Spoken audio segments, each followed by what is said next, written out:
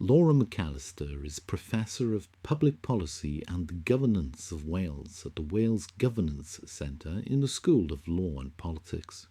She is co-chair, along with former Archbishop of Canterbury, Dr. Rowan Williams, of the Independent Commission on the Constitutional Future of Wales. She works very closely with the Senedd on constitutional and political matters, most recently as chair of the expert panel on Assembly electoral reform. In 2019, an article of hers was published in Wales Online. The article was titled, "How Wales Can Avoid England's Turmoil Over LGBT-Inclusive Education. Liberal values need to prevail for the sake of a diverse, tolerant and accepting nation." The article was critical of parental protests at Parkfield Community School in Birmingham, whose head teacher is Andrew Moffat. She writes, No Outsiders is an educational project in England designed to demonstrate the variety of modern family life and to show children that all families are different. Pupils are taught about diversity, acceptance and tolerance in a wide-ranging curriculum encompassing LGBT plus rights, same-sex relationships, gender identity, race and religion. The No Outsiders project has been influenced by queer theory. As with everything else queer theory touches, the Equality Act of 2010 is deliberately misrepresented. Moffat's book, No Outsiders in Our Schools, Teaching the Equality Act in Primary Schools, misrepresents the Equality Act by replacing sex with gender and gender reassignment with gender identity. Outside school, teachers may hold a view that homosexuality is wrong, but part of a teacher's job today is to uphold British values and British law. And in British law, a person cannot face discrimination because of their race, religion, gender identity, age, disability, gender or sexual orientation. Schools, which are public bodies, need to follow the guidance from the Equality Act 2010. We are all responsible for promoting diversity and celebrating difference, which includes equality for LGBT people. British values have traditionally been Christian values, and in Christianity, lying is the betrayal of trust. Lying is the sin of Judas Iscariot. There is no requirement at all to teach the Equality Act. In Christianity, Christ is the Logos, the universal reason. Christians acknowledge the worth of universal reason. Scripture does give a message on the incompatibility of irrational prejudice with Christianity, as no doubt Dr. Rowan Williams, McAllister's co-chair on the Independent Commission on the Constitutional Future of Wales, will know. Dr. Williams has written a book on the Gospel of Mark. Again he entered the synagogue, and a man was there with a withered hand. And they watched Jesus to see whether he would heal him on the Sabbath, so that they might accuse him. And he said to the man with the withered hand, "Come here." And he said to them, "Is it lawful on the Sabbath to do good or to do harm, to save life or to kill?" But they were silent. And he looked round at them with anger, grieved at their hardness of heart, and said to the man, "Stretch out your hand." He stretched it out, and his hand was restored.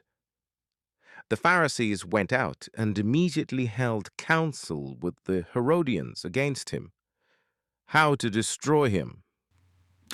But queer theory is not born from Christianity. Queer theory is born from postmodern philosophy, whose followers believe that all Western philosophy, all the way back to Plato, has been too logocentric. In Marxist critical theory, binary oppositions are hierarchical, with one pole of the binary oppressing the other. As the independent expert on sexual orientation and gender identity, Victor Madrigal-Borloz explains. Just like injustice has been crafted on a binary key over the last many decades, justice has been also expressed in binary terms. And so, of course, there is significant sensations of vertigo when the challenging of the binary appears to seek dismantling all binary structures, because yes, on the one hand, they would aim at disrupting injustice, but on the other hand, there is significant concern that it would destroy social achievements that have been also crafted in that key. Challenging the binary means dissolving the binary opposition between male and female. Moffat was a contributory author to the book Interrogating Heteronormativity in Primary Schools, the work of the No Outsiders Project. He was co-author of a chapter titled Bodies and Minds, Essentialism, Activism and Strategic Disruptions in the Primary School and Beyond. As a whole team, perhaps our queerest moments in terms of encounters with and challenges to our unspoken assumptions have been in our explorations of gender expression and gender identity, led and supported by J. Stewart of Gendered Intelligence. The naivety of Elizabeth's response to the challenges of a trans-friendly environment, and of her fear that her love for a woman must make her a man, both speak of the elision of sex-gender sexuality within the heterosexual-hetero-gender matrix, and demonstrate the queering and subversion of gender norms presented by the spectrum of trans identities. I haven't even thought about transgender stuff, to be fair, and I wouldn't know where to start. I'm taking it one step at a time. Let's just deal with the gay and lesbian things. Moffat soon gained confidence.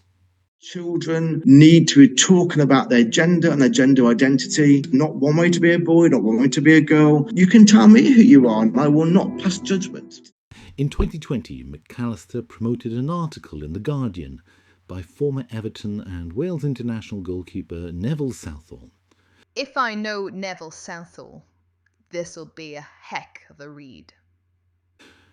If I know Neville Southall, this'll be a heck of a read. The article, Neville Southall, You don't expect loose cannons to take over your country? was subtitled Former Everton Keeper Takes Aim at Boris Johnson and J.K. Rowling and reveals how helping marginalised groups leaves little time to himself. Southall wrote, Lots of people think it's a sin to be trans. I looked at J.K. Rowling's reaction to transgender women. She, above everybody, knows what fantasy is. So she must be able to imagine that some people are born in the wrong bodies. We never question a child that is born as a conjoined twin. But we question that somebody can be born in the wrong body. That happens because we can't see in somebody's brain or soul to understand how they feel. Now, I don't know everything there is to know about trans people, which is why I'm always trying to learn more. But I know people should be allowed to live the lives they want within reason. If you're born into a male body, but you feel so strongly that you're a female, why should I stop you? Your body is just a shell. You have a right to discover your real self. If somebody wants to do the whole transition, it's a big operation. Mentally, it takes incredible courage. So what J.K. Rowling said doesn't help. She sold loads of books, and she's obviously got talent. But maybe she's of an age where she doesn't have a knowledge about trans issue, and maybe she's scared of it. If you don't understand something, and you start talking out loud against it, that's dangerous. Southall's position seems to be that people can be born in the wrong body. This is not a scientific position. It's not the purpose of science to determine what is right or wrong. This is a metaphysical position. It is a position of faith. Rowling is concerned, as many others are, about the imposition of the belief that it is an internal feeling that determines whether you are a man or a woman and not your biological sex. This position has made Rowling a heretic. As Southall says, If you don't understand something and you start talking out loud against it, that's dangerous. the proposed electoral reform of the Senedd was driven by Women Equality Network Wales, whose then head and now Labour MP for Monmouth is Catherine Fookes. Fookes is keen for Professor Reynolds' work to be pushed into Welsh schools. I mean, a lot of this comes down to education. A lot of the remit of this committee, I think, the culture could be changed by going into schools and really encouraging, exploring gender, healthy relationships, sexism, feminism, and all these things. It's something that we work with Professor Emma Reynolds at Cardiff University on, go into schools with our agenda programme. In the Senedd Cymru Electoral Candidate Lists Bill Stage 1 report published in June 2024, the proposed voting system was published. It stated, require at least half of the candidates on a party's list in each Senedd constituency to be women, in cases where the list contains 2 or more candidates. In addition, require that a list must be ordered such that a candidate on a list who is not a woman must be followed immediately by a candidate who is a woman, unless they are last on a list. This is known as the vertical placement criteria. Require the first or only candidate on at least half of the lists submitted by a party to be a woman, in cases where a party has submitted lists in 2 or more Senedd constituencies. This is known as the horizontal placement criteria. Require all candidates on a party's list to state whether they are or are not a woman. In a leaked draft of the bill obtained by Women's Rights Network Wales, it was made plain who is included in the category of women. Definition of woman for the purposes of sections 7a to 7d. 1. For the purposes of this section and sections 7a to 7d, woman includes a transgender woman. The Equality and Human Rights Commission wrote to the Reform Committee advising that the bill was likely to be unlawful. Regarding the proposed bill, McAllister commented, I feel that the intentions of this bill are honourable ones and that they chime.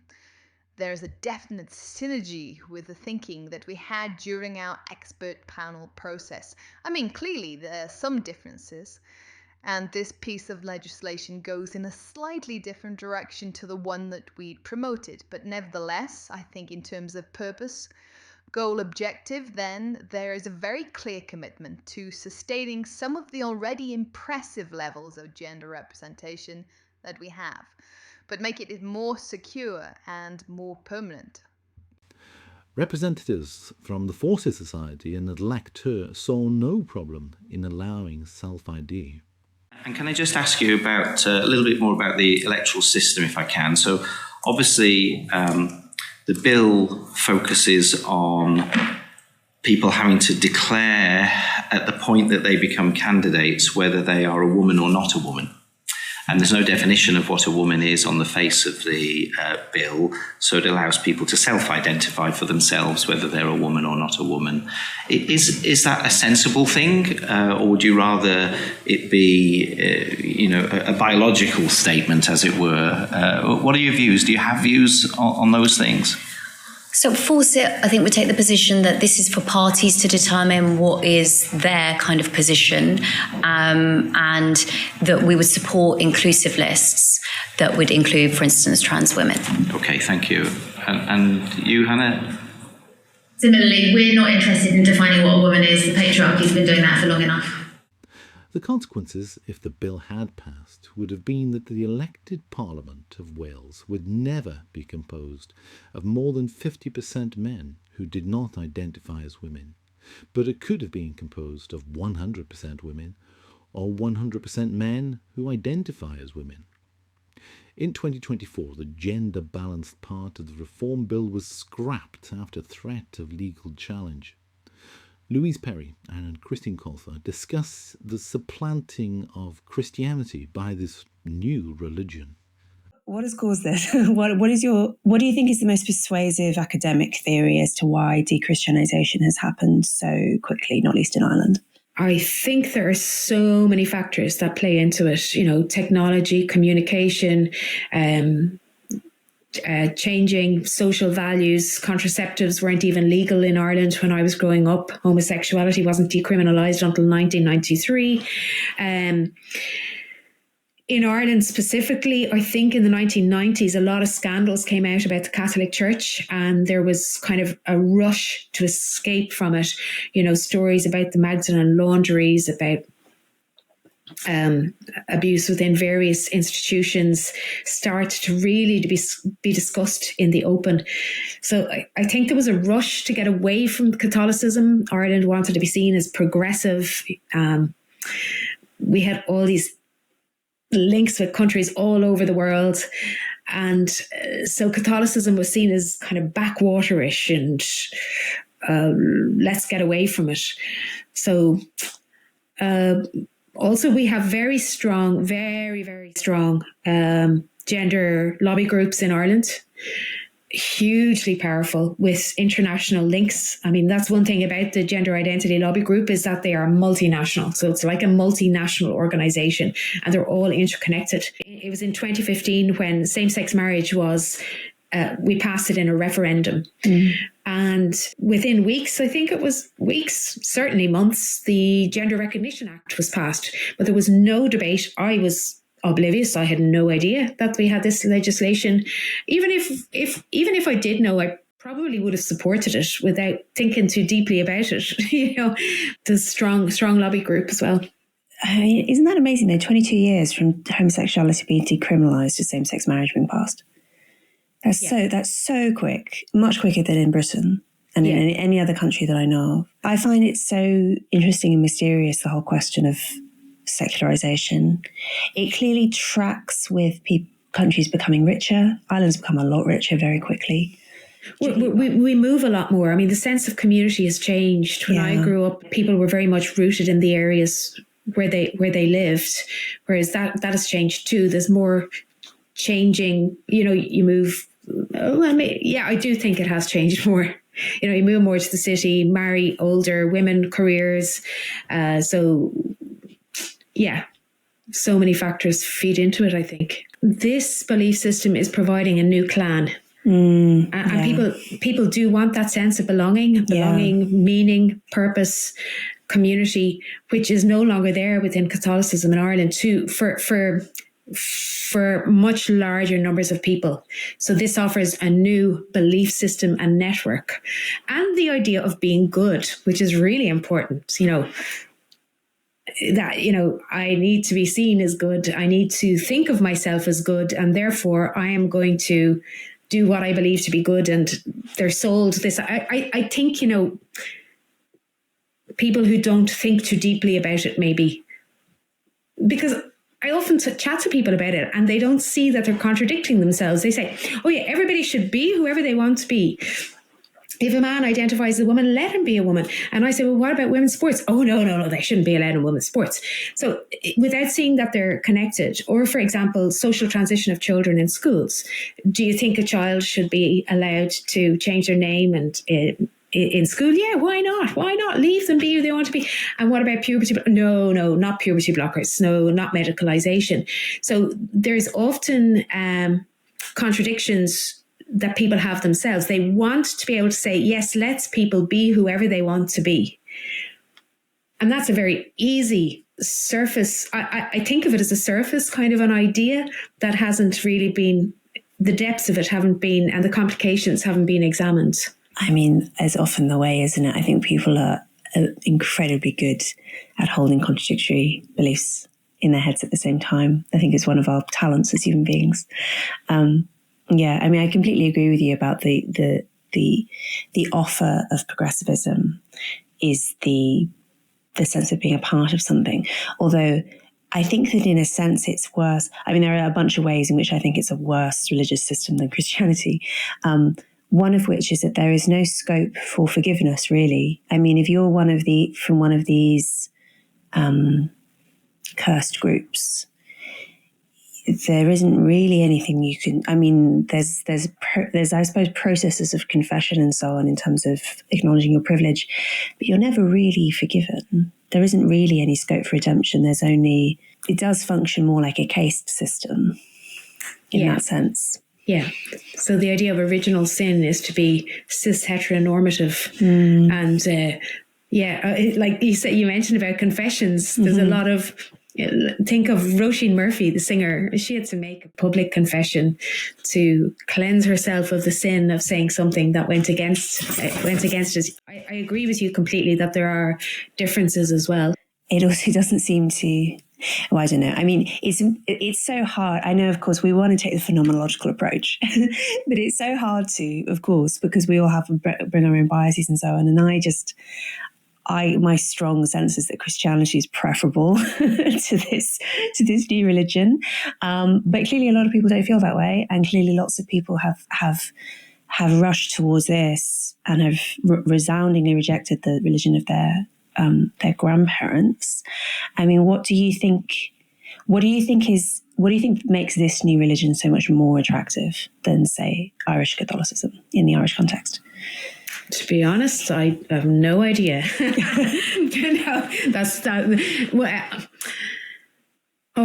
Why is it more attractive? Individual freedom? For some individuals, not for everyone.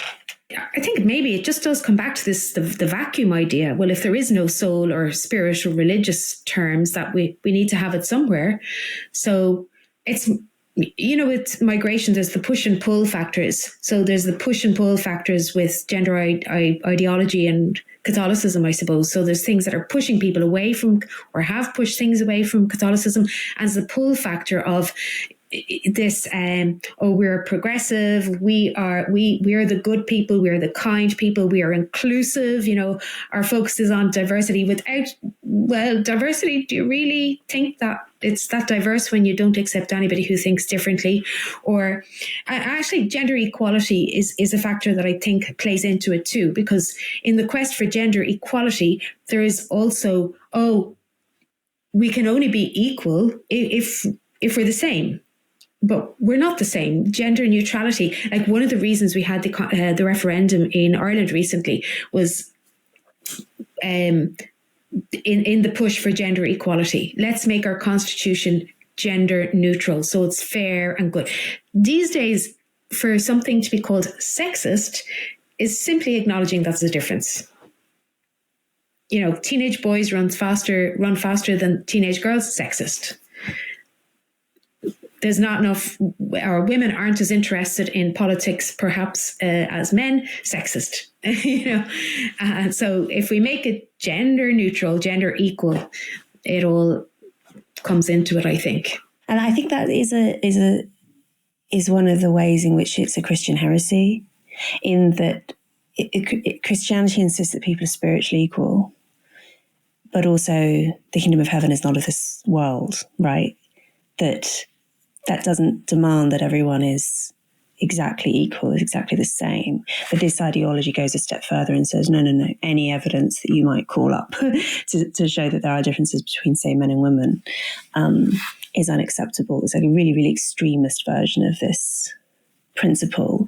I guess because it seems to be intolerable to think that people could be spiritually equal, but not equal in other ways. Yeah. In Ireland, in universities at the moment, we have quota systems and we have rules that if there's a job for an engineer as a lecturer and 99 men apply for it and one woman applies for it and they are all of the same, degree or level of qualification, the woman will be given the job. So again, this is considered equality. Yeah, it's bad. It's kind of obvious, terrible ramifications in terms of being anti-meritocratic. In her 2019 article, McAllister writes, Meanwhile, Wales's Education Minister Kirsty Williams announced that the new curriculum will see more expansive, inclusive and integrated relationships and sex education for primary and secondary school pupils. She is also considering the removal of parents' right to remove their children from such lessons. I hope this happens, as it seems obvious to me that we have more chance of a united society if all acquire a similar base of quality information and education at an early age. Open, critical debate is encouraged, and there is proper respect for every citizen. Shared consensual values are what underpin healthy societies. I think we can agree what ours are in Wales, and teaching in our publicly funded free and secular schools should reflect and champion these. Schools remain the site for most meaningful debate on values and can be the engine for tolerance and cohesion. In a secular society, the state and its authorities must be allowed to do their business and to do it for all citizens. Christians acknowledge the worth of universal reason and the value of dialogue. In this new secular religion of gender identity imposed on us by queer theory, there is no room for dialogue. There's just no debate. It is hard to see how suppressing dialogue helps create a more socially cohesive society.